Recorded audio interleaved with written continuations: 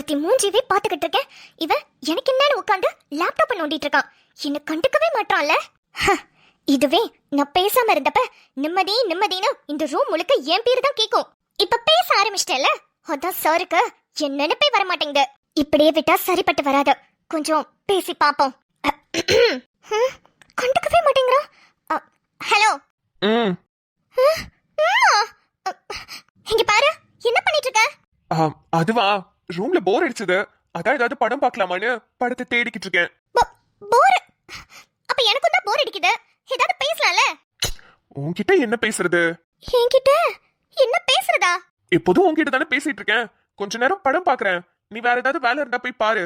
இல்ல உனக்கு ஏதாவது படிக்கிறதுனா போய் படி. நான் தான் எக்ஸாம் எழுதி முடிச்சிட்டேன்ல, எனக்கு இதுக்கப்புறம் படிக்கணுங்கிற அவசியம் கூட இல்ல. சோ நான் ஃப்ரீ தான், நீ போய் படி. அட பாவி, எனக்கும் தான் பிராக்டிகல்ஸ் முடிஞ்சிச்சு. செமஸ்டருக்கு இன்னும் 4 இருக்கு. இப்போ எனக்கு போர் அடிக்குதே. போர் அடிக்குதுன்னா கீழே போய் சோஃபால உட்காந்து டிவி பாரு. இல்லனா பக்கத்து ரூம்ல அகரன் குட்டி இருப்பான், அவன் கூட விளையாடு. அப்படியும் இல்லனா அம்மா கிச்சன்ல தான் இருப்பாங்க, போய் அவங்களுக்கு ஏதாவது ஹெல்ப் பண்ணு. Hello hello. என்ன என்ன?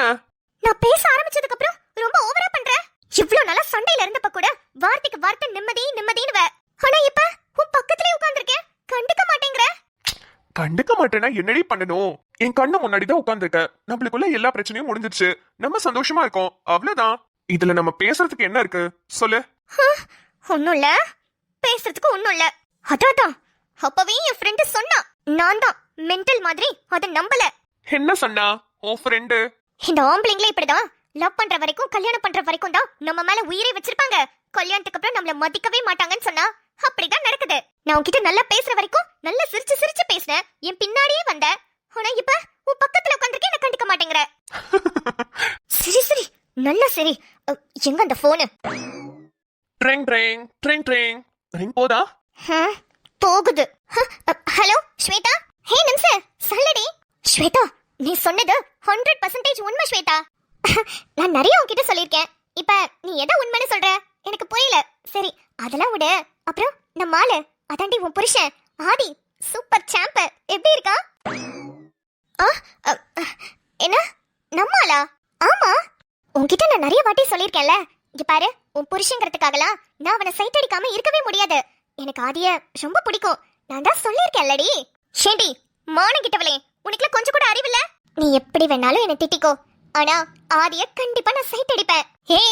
இங்க பாரு, வேண்டாம், தேவையில்லாம என்ன கட்டு போய்த்தாத. எதுக்கு இப்ப இவ தேவையில்லாம கட்டுப்பாயிட்டு இருக்கா? ஏண்டி நீ ஒரு பைத்தியக்காரி. அவன மாதிரி ஒரு ஹேண்ட்ஸமான ஆளு, அவன மாதிரி ஒரு ஹீரோ மெட்டீரியல் கூட வாழ மாட்டேன்னு சொல்லிட்ட. சரி கழுத வாழ மாட்டேன்னு சொல்லிட்டே, சீக்கிரமா ஒரு டைவர்ஸ் கொடுத்து அனுப்பி விட வேண்டியதானே. நானாவது அவன் கூட வாழ்ந்துப்பல்ல. அட்டி பாவி, என்னடி எப்பன்னு காத்துக்கிட்டு இருக்க? ஆமா பின்ன என்ன, இவளும் ஒழுங்கா வாழ மாட்டாளாம், எனக்கும் விட்டு கொடுக்க மாட்டாளாம். ஹேடி போடி, உனக்குலாம் வாழவே தகுதியே இல்ல. ஆதி மாதிரி ஒரு ஹீரோ கிட்டலாம் எவ்வளவு ஜாலியா இருக்கலாம் தெரியுமா? அவன் கிட்ட உனக்கு என்ன குறை சொல்லு பாக்கலாம். மத்த பசங்க மாதிரி அவன் என்ன சந்தேகப்படுறாளா? இல்ல. நீ என்ன பண்ணாலும் உன்னை கேள்வி கேக்குறாளா? உங்க அம்மா அப்பா வீட்டுக்கு போக கூடாதுன்னு சொல்லிருக்கானா?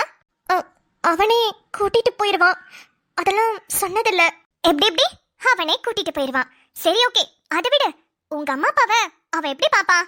அவன் அம்மா அப்பாவை பாக்குற மாதிரி தான் பாப்பான். உனக்கு பிடிச்சதெல்லாம் செய்வானா? செய்வான். போடி பைத்தியக்காரி, இதை விட ஒரு பொண்ணுக்கு வேற எப்படி புருஷன் வேணும்?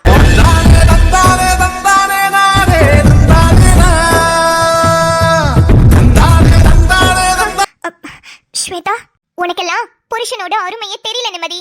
நான் சொன்ன மாதிரி ஆதிய டிவோர்ஸ் பண்ணிட்டு தயவு செஞ்சு அவ வாழ்க்கையை விட்டு வெளியே போயிடு.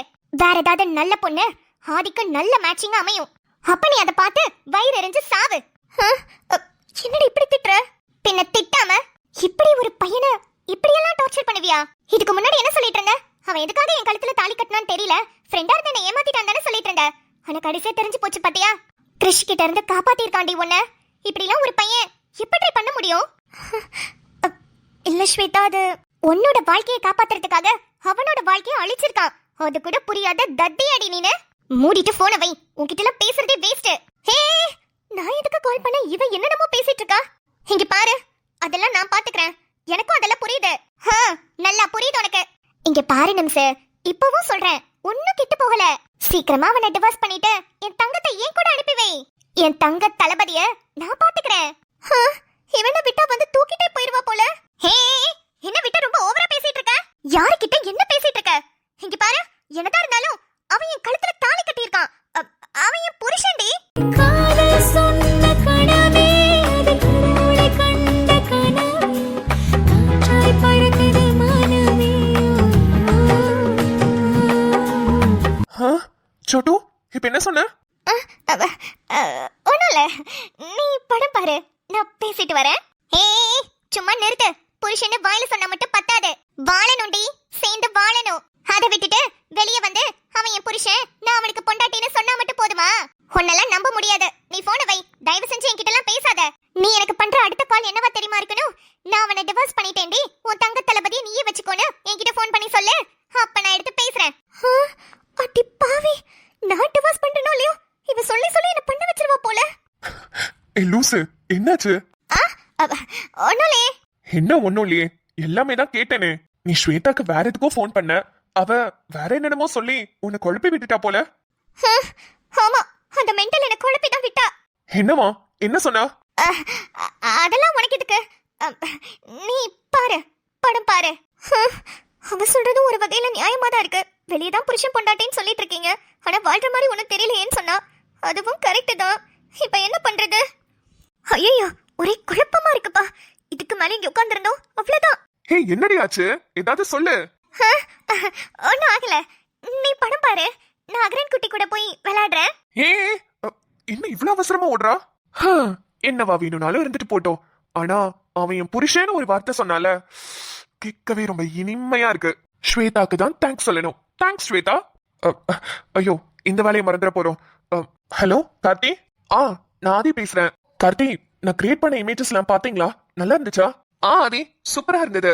இதை தானே ஃப்ரேம் பண்ணி கேட்டிருந்தீங்க. நான் பார்த்து செக் பண்ணிட்டு ஃப்ரேம் போட்டு உங்களுக்கு கால் பண்றேன். அப்படியா? தேங்க்ஸ் கார்த்தி. அது எப்படி எல்லாம் ஒரிஜினல் போட்டோஸ் மாதிரி அப்படியே இருக்கு? எல்லாமே நீங்க எடிட் பண்ணதா? ஆமா கார்த்தி, எல்லாமே நான் தான் எடிட் பண்ணேன்.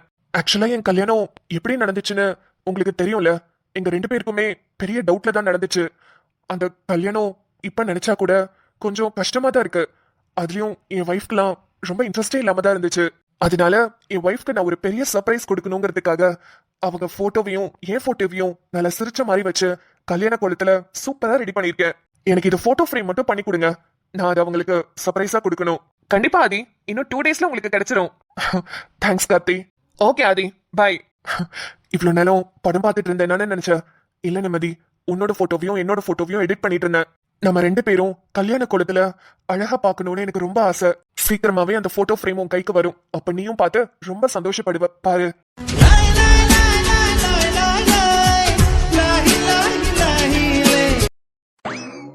டே மாப்ள, பவுடர்லாம் போட்டு நல்லா பளபளன்னு வந்திருக்கே. டே சும்மாரா, நானே எதுக்காக என்ன வர சொன்னாங்கன்னு தெரியாம டவுட்லயே வந்திருக்கேன். பவுடர் போட்டிருக்கேனா? நான் எங்கடா பவுடர் போட்டேன்? அப்படியே குளிச்சுட்டு ட்ரெஸ்ஸ போட்டுட்டு வந்திருக்கேன். டே டே டே, பொய் சொல்லாதடா. என்னைக்கும் இல்லாம நல்ல கலரா இருக்கேடா. டே, எனக்கு தெரியாம ஏதோ பியூட்டி பார்லர் போயிட்டு வந்தியா? ஆமா, அதுக்கெல்லாம் காசு இருந்தா நான் ஏன்டா இங்க இருக்க போறேன்? அதுவும் வாஸ்தவம் தான். சரி, அந்த பொண்ணு எதுக்குடா உன்னை இங்க வர சொன்னுச்சு? டே மென்டல், அதான்டா தெரியல. அததானே இவ்வளவு நேரமா உன்கிட்ட புலம்பிட்டு இருக்கேன். ஃபோன் பண்ணி உங்களை இங்க பாக்கணும், இந்த டைம்க்கு இங்க வாங்கன்னு மட்டும் தான்டா சொன்னாங்க. ஏன் எதுக்குன்னு ஒண்ணுமே சொல்லல. அதுவே எனக்கு பக்கு பக்குன்னு இருக்குடா. ஷாலினி, சூர்யாடி, பேசு. டே டே டே, அவங்க வந்துட்டாங்கடா. வந்துட்டாங்களா? ஹாய்ங்க. சூர்யா, என்னங்க கால் பண்ணி வர சொன்னீங்க? அது உங்ககிட்ட பேசணும்னு வர சொன்னேன். என்கிட்ட என்ன பேசணும்? அது என்ன பேசணும்னா, என்னடி தடுமாறிக்கிட்டு இருக்க? பேசு. என்ன பேசுறதுன்னு தெரியலடி. சாப்பிட்டீங்களான்னு கேளு.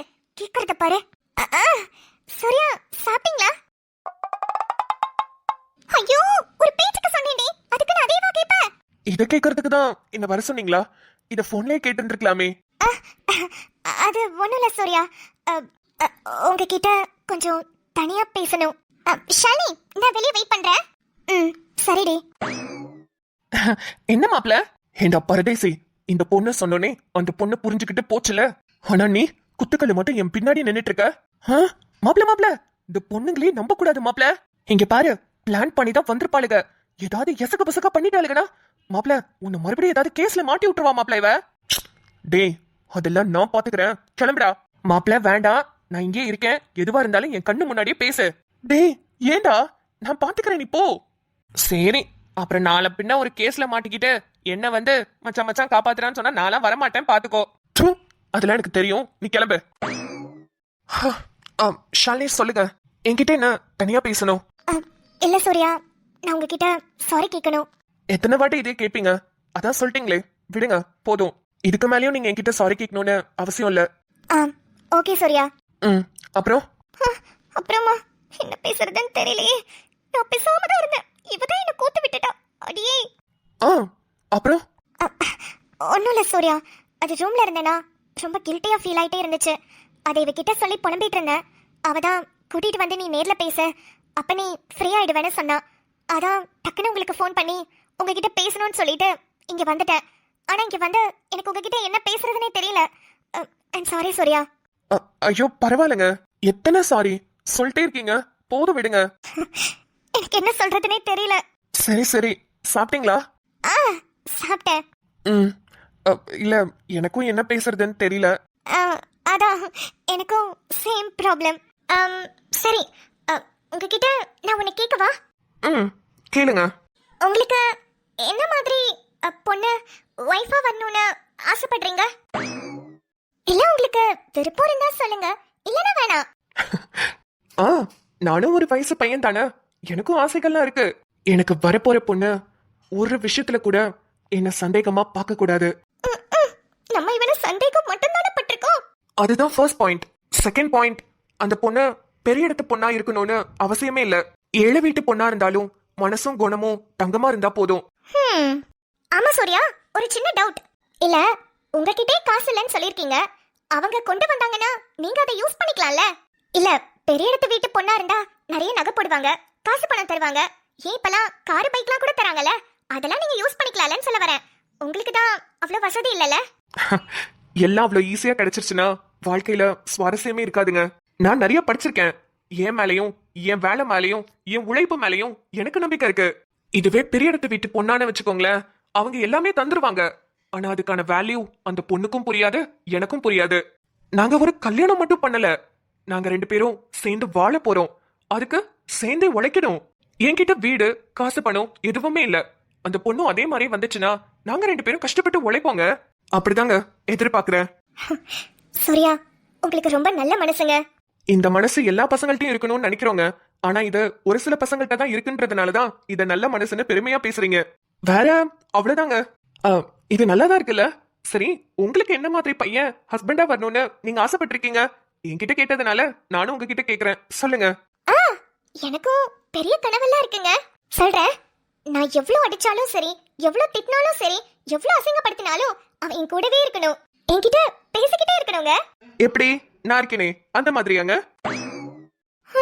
என்னங்க புசுக்குன்னு இப்படி சொல்லிட்டீங்க?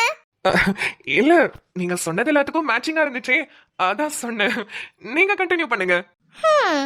அப்புறம் நீங்க சொன்னதா என்னோட செகண்ட் பாயிண்ட்டும். எங்க வீட்ல நிறைய வசதி இருக்கு, எனக்குன்னு சொத்தெல்லாம் இருக்கு. ஆனா அதெல்லாம் இல்லனாலும் என்ன மட்டுமே ஏத்துக்கிற, என் மனசை மட்டுமே ஏத்துக்கிற ஒரு நல்ல பையனா எனக்கு அமையணும்னு ஆசைப்படுறேன். நீங்க சொன்ன மாதிரி நானும் கலெக்டருக்கு தான் படிச்சிட்டு இருக்கேன். IAS எக்ஸாம் முடிச்சு பாஸ் பண்ணதுக்கு அப்புறமா கலெக்டர் ஆயிடுவேன். அப்புறம் நானும் அவரும் சேர்ந்து நல்லா வாழணும், அதுதாங்க என்னோட ஆசையும். சூப்பருங்க, உங்களோட ஆசை நிறைவேற வாழ்த்துக்கள். தேங்க்ஸ்ங்க, உங்களோட ஆசையும் நிறைவேறதுக்கு உங்களுக்கு வாழ்த்துக்கள். சரி, அவ்வளவுதானாங்க? இல்ல அப்பத்தா வீட்ல இருப்பாங்க, நான் போகணும். வீட்ல அப்பத்தா மட்டும் தானா? ஆமாங்க, எனக்கு அம்மா அப்பா யாரும் கிடையாது, நானும் அப்பத்தாவும் தான். இப்ப நான் இங்க வந்திருக்கிறதே அப்பத்தாவை திருப்பி கூட்டிட்டு போகணும்னு தான். நாளைக்கு காலையில பஸ்ல கிளம்பிடுவோம். நம்ம ஊருக்கு தான் போறீங்களா? ஆமா, அங்க காலேஜ்க்கு போகணும். Okay okay. சரிங்க, நான் கிளம்புறேன். சரிங்க, பை. பை. எப்பா, எங்க பிரச்சனை வருமோன்னு பார்த்து பார்த்து பேச வேண்டியதா இருக்கு. நல்ல வேலை, எந்த பிரச்சனையும் இல்லாம பாய் சொல்லி முடிச்சிட்டேன். என்னது சூர்யா கிட்ட எப்ப பேசினாலும் ரொம்ப தைரியமா கத்தி கத்தி பேசுவேன். என்ன ஷாலினி, இப்ப பேசும்போது கையெல்லாம் உதறுது, நெஞ்செல்லாம் படபடன்னு அடிச்சுக்குது, வயிறெல்லாம் கலக்குது. அப்படியோ சூர்யா போனதுக்கு அப்புறம் தான் ஷாலினி ஷாலினியாவே இருக்கேன். ஏ ஷாலினி, என்னடி சூர்யா அதுக்குள்ள வந்துட்டாரு? அட போடி, எனக்கு அவர்கிட்ட என்ன பேசுறதுனே தெரியல.